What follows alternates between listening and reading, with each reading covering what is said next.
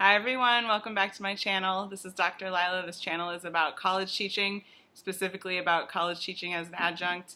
Uh, I've tried to film this opening 3 times now and the cat keeps jumping in the background, so there she is. We're all going to enjoy her together. I have not made a video on this channel in 2 years. I started this channel 2 years ago, almost to the date, and I loved posting those first 3 videos. I loved the feedback and comments that I got on them. But life got in the way. And if you're an adjunct, you know that a lot of times our teaching is not our primary gig. For a lot of us, it's a side hustle. For me, it's a side hustle that I love like a main hustle. And around this time, 2 years ago, I got a new full-time job. So things just kind of fell apart. The semester went by in a blur, and I was just barely keeping up with everything. And I couldn't hack it. But I missed posting. I've had a lot of over the last couple of years, feelings like, oh, I should really go back to, revive that channel. And a bunch of you submitted video ideas and questions, which I super appreciate because it made me feel like, I should get back into it. So we're going to see how it goes. I'm going to try to post 1 video a week going forward, get through the semester. One of the things that I said in my intro video was that I wanted a record of this time in my career of being a young teacher and my thinking. And I went back and watched my new semester started yesterday, and I went back and watched my old videos just to get some ideas and be like, what did I say in these videos? And see if there was anything that, I wanted to remind myself of before the beginning of the semester. And already, it's only been 2 years, but already it was super interesting to just sort of see my thought process. So I'm going to keep making videos, and I hope that you will subscribe and just become a part of the community here and get some good conversation going in the discussion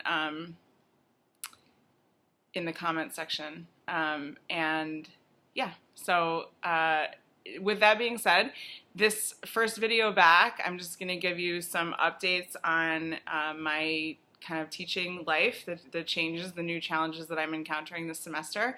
And then somebody submitted a video idea of doing like a what's in your teacher bag, just a look at what's in my bag, which is super simple, but I thought it was like a fun way to get started for this semester, especially because as you're preparing to kind of start for a new semester, it's good to think about what to bring with you. Also, if you're a new teacher, especially if you're a new adjunct, I feel like the subtitle of this video could be like what I need to carry because I don't have an office. So just a few things that help me to have on hand, and maybe they'll help you if you're an adjunct too. So the news since I last posted is that I'm teaching a new class. I taught it last fall, so I started these videos 2 falls ago. So last fall I taught a senior seminar in my department, my subject area, and so that's the 3rd class that I've taught, not the 3rd semester, but the 3rd, different course that I've taught as an adjunct. And it's cool. 2 things about it that make it, I guess 3 things about it that make it sort of special. One is that it's a double period, which I should not be this excited about, but if you're an adjunct who has to travel a long way to get to class, being able to, knock everything out in one trip is really nice, 1 trip a week. And there's other things about double periods that I love. So I think one of my videos is going to be about how a double period class compares to single period twice a week, because that's been really different in a cool way and requires, I think, some different kinds of planning when you're planning for longer. So that's one thing about it that's special. The second thing about it that's special is that it's seniors. So in the past I've taught freshmen and sophomores, but this one being seniors is really different. They're all just about to graduate, and so both in terms of skill level and in terms of sort of where they are in their college career and thinking about their future and like what that brings to the classroom and to the kinds of participation and insight that they share has been really neat to see. And I've gotten to teach some of my previous freshmen and sophomores now as seniors, which is like been my favorite thing, to see them grow up like that. It's been a couple of years, but it's a big difference between being a freshman and a senior. And then the third thing is that I have a really small number in that class. So last time I taught it, I had 13. I'm teaching that class again this semester, and I have 14, and it's great. having a small class is totally different than having a big class. The class I was teaching the last time I made a video had 37 students in it. So 14 and 37, like completely different experiences. So that's kind of cool.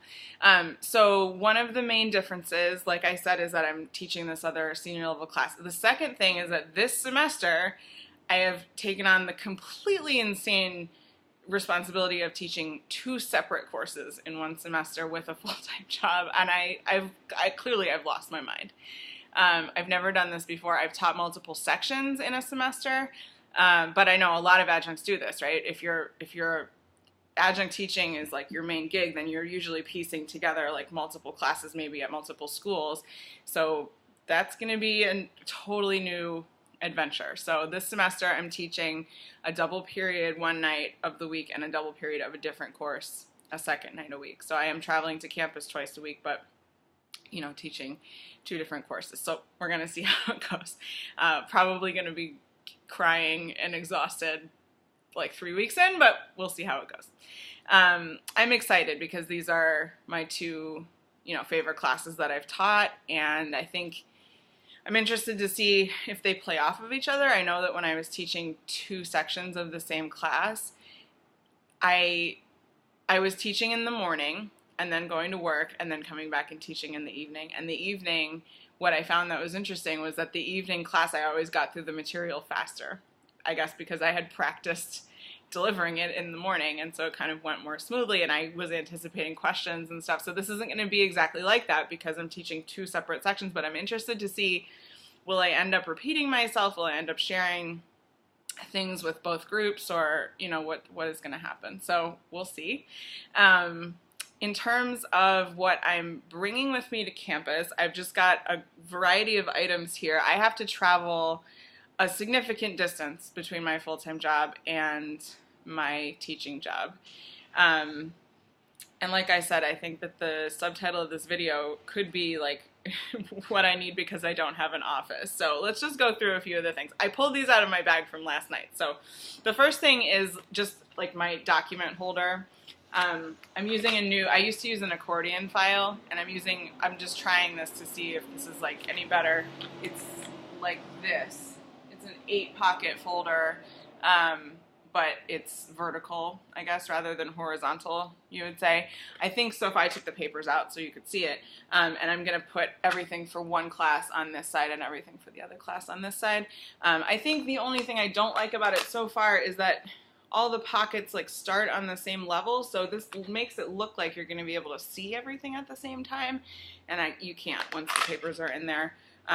It's not super important what kind of folder you use. I know it maybe seems silly, like, why is she telling us about this folder? But one thing I found is, you know, especially I don't have a TA anymore. I used to have a TA who would handle things like attendance and putting grades into the computer and things, and I don't have that now, so I really need to be organized because this is like a second and third job, and I don't have time to be. Last semester I tried to do this with just a folder, like not anything fancy, and it was rough. So we're gonna see how this system works out for me.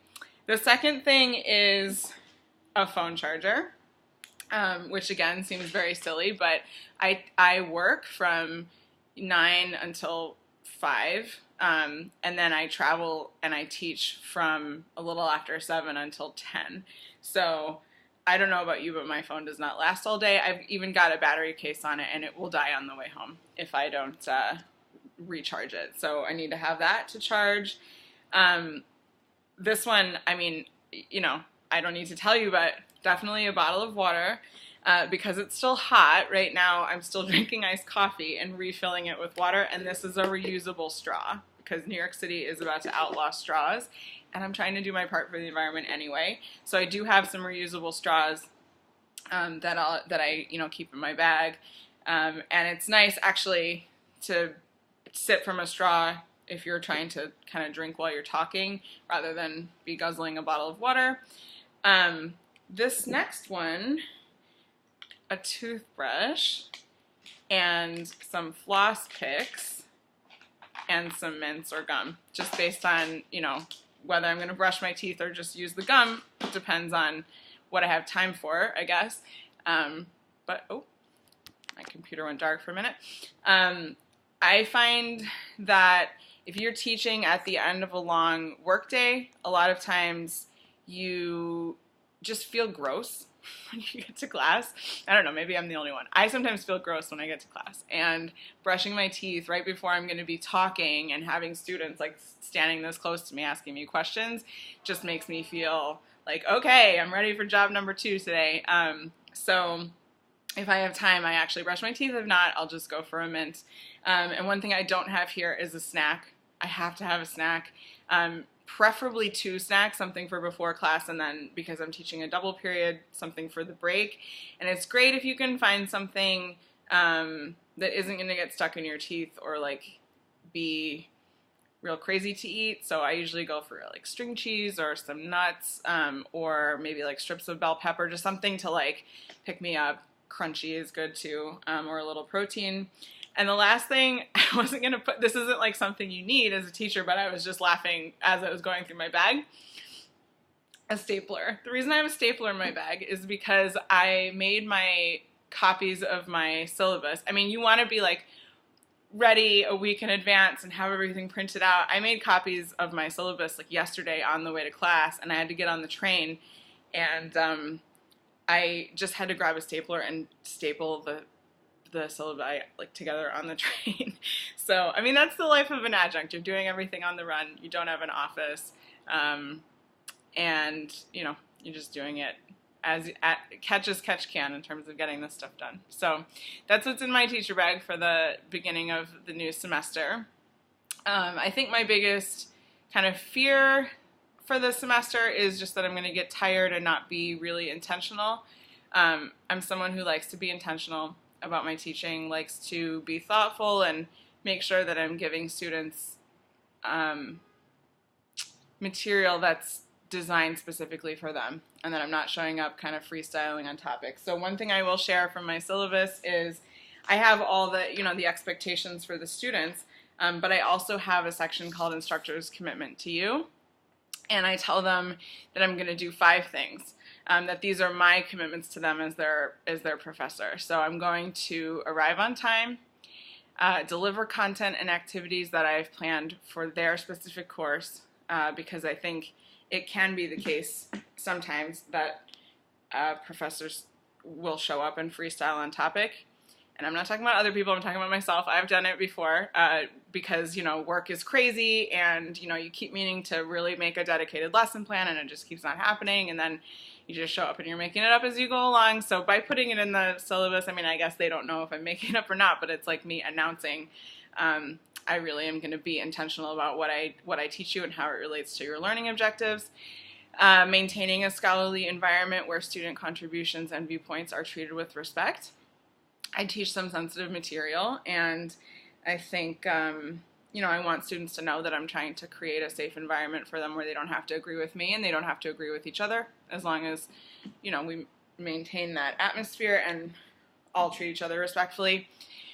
Responding to email within 48 hours, which is not easy to do, especially in the middle of the semester when you've got 40 students all emailing you and you're trying to respond to them.